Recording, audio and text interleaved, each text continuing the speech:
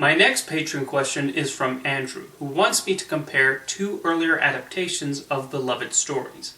In the late 1970s and early 1980s, two film adaptations were released of classic books in the fantasy and science fiction genres. These were Ralph Bakshi's Lord of the Rings and David Lynch's Dune. Both films were planned to be the first in two film series that never got past their initial film. The films have since developed cult followings and are either loved or hated by fans of the original stories. On their own, which do you think is superior? Both of these are certainly fascinating movies, made by directors with bold visions who had frequent clashes with their producers. The Lord of the Rings and Dune also spent years in development, with different filmmakers giving the material a try. I actually like both of the finished films, but if I had to pick a preference, I'm going with Bakshi's The Lord of the Rings. I felt Ralph Bakshi managed to do an impressive job of telling the story with the technology he had at the time. It ended up being a curious mix of traditional hand-drawn animation and rotoscoping. Even with condensing a book and a half into 2 hours and 12 minutes, Bakshi and credited screenwriters Peter S. Beagle and Chris Conklin still succeeded at getting the story beats down and giving us an understanding of Middle-earth and what's at stake when Frodo sets off to Mount Doom with the ring. There is an investment in Frodo's journey, and he is portrayed as heroic and likable. Bakshi brought the appropriate epicness to The Lord of the Rings, with the artist creating some striking images.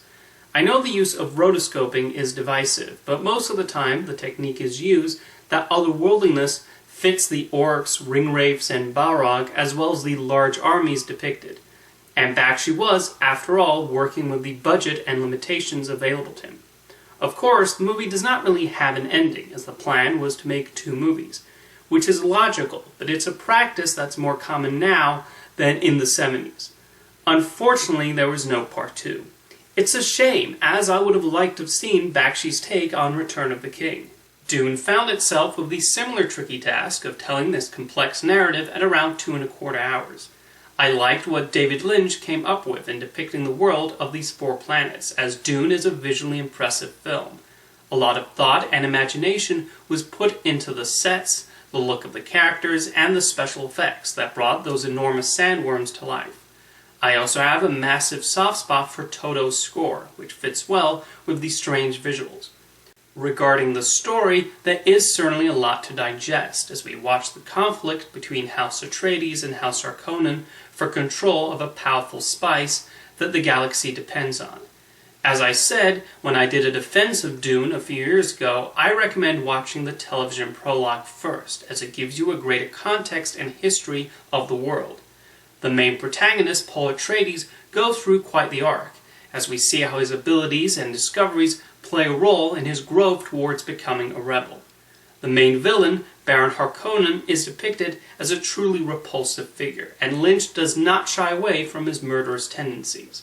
While I like Dune, I won't deny it has its flaws, though part of this might be due to the producers requiring changes and cuts. This is the reason why David Lynch eventually disowned the movie and does not like to talk about it. There is a device where we hear the characters' inner thoughts, and a lot of them aren't really necessary to understanding the characters and story more. I will also admit there are a few portions that could have been paced a little better. Those issues aside, I do find Dune to be a compelling science fiction epic, and rather unique. It's basically Shakespeare in space, what with the conflicts between noble houses, including betrayals and control for power. You could honestly replace the dialogue with Shakespearean verses, and it would not look that out of place. Of course, Dune is about to get more attention and more curious eyeballs in the future, thanks to Denis Villeneuve's upcoming film adaptation. I'm personally really looking forward to it. The plan is for his movie to be the first in a 2-part adaptation, so I'm hoping the film becomes a box office success and Villeneuve is able to show us his complete vision. Now let me know in the comments whether you prefer Ralph Bakshi's The Lord of the Rings or David Lynch's Dune. Thank you for your question, Andrew.